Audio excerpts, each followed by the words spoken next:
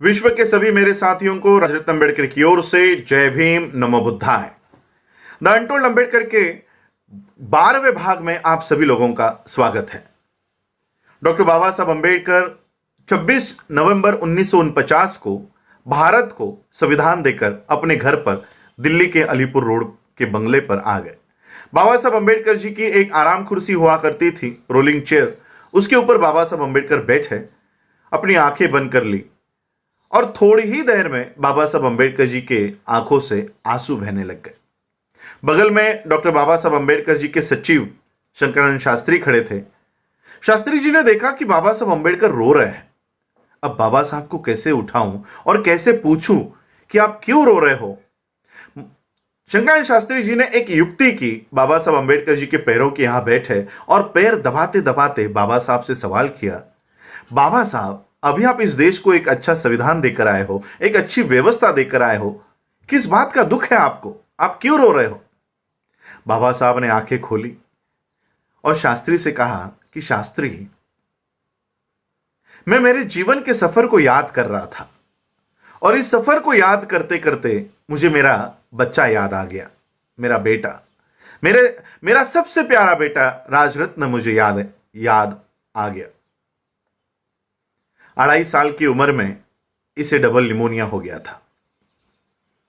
उस समय डॉक्टर बाबा साहब अम्बेडकर जी की आर्थिक हालात कुछ अच्छी नहीं थी।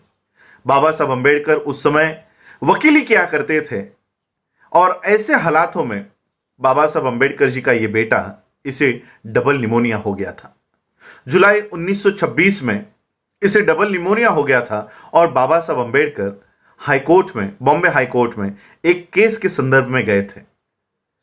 माता रमाई ने देखा कि राजरत्न का बुखार बढ़ते जा रहा है। माता रमाई ने बाबा साहब के कार्यकर्ता से कहा कि बाबा साहब जहां कहीं पर भी हो, उन्हें तुरंत घर लेकर आओ। यह कार्यकर्ता हाईकोर्ट पहुंचा और हाईकोर्ट पहुंचने पर बाबा साहब को संदेशा दिया कि बाबा साहब आपको तुरंत घर बुलाया है। बाबा साहब अपना सारा काम छोड़कर, बाबा साहब को पता चला क्या हुआ होगा, बाबा साहब ने उसी हाईकोर्ट के दरवाजे से, उसी हाईकोर्ट के प्रांगण से तांगा किया और बाबा साहब जिस चाली में रहा करते थे उस चाली के सामने आकर यह तांगा रुका। 10 बाय 10 का बाबा साहब का मकान हुआ करता था। बाबा साहब ने जैसे ही इस मकान में प्रवेश किया, अपने बच्चे को अपने गोद में लिया। गोद में बाबा साहब अम्बेडकर इस राजरत्न को लेकर उसको खिला रहे थे और बाबा साहब अम्बेडकर जी की ही गोद में इस राजरत्न ने प्राण त्याग कर दिया। उस समय बाबा साहब इतना फूट फूट कर रो रहे थे। दीवार पर सर पटक पटक कर डॉक्टर बाबा साहब अम्बेडकर रो रहे थे। पूरे कार्यकर्ता, पूरे चाली के लोग बाबा साहब को देख रहे थे। एक बच्चे की तरह बाबा साहब रो रहे थे। बाबा साहब को कैसे शांत किया जाए। बाबा साहब का बचपन का दोस्त मालू आगे आया। बाबा साहब को बहुत परिश्रम के बाद बाबा साहब को शांत किया। शांत करने के बाद एक कार्यकर्ता ने बाबा साहब से सवाल किया कि बाबा साहब, अभी रीति रिवाज के अनुसार पिता के पैसों से बच्चे के शरीर पर नए कपड़े लाने होते हैं, कफन लाना होता है, यह सारा साहित्य लाने के लिए पैसे दीजिए ताकि हम राजरत्न का अंत्यविधि कर सके। बाबा साहब के कानों पर जैसे ही ये शब्द पड़े, शांत हुए बाबा साहब फिर से फूट फूट कर रोने लग गए। बगल में माता रमाई खड़ी थी। माता रमाई को पता चल गया कि इस रोने की वजह कुछ और है। माता रमाई को पता चला कि बाबा साहब अम्बेडकर की जेब में नए कपड़े छोड़ो, कफन लाने तक के पैसे बाबा साहब के पास नहीं है। माता रमाई ने बदन पर की साड़ी फाड़ी और उस राजरत्न के शरीर पर कफन के तौर पर डाली। यह बात डॉक्टर बाबा साहब अम्बेडकर जी को 26 नवंबर 1949 को भारत को संविधान देने के बाद याद आ गई। बाबा साहब शास्त्री से कहते कि शास्त्री एक समय था कि मेरा बेटा, मेरा बच्चा राजरत्न इस जहां से जाते समय मैं उसके शरीर पर कफन तक डाल नहीं सका। मेरा बच्चा बिना कफन के इस जहां से चला गया।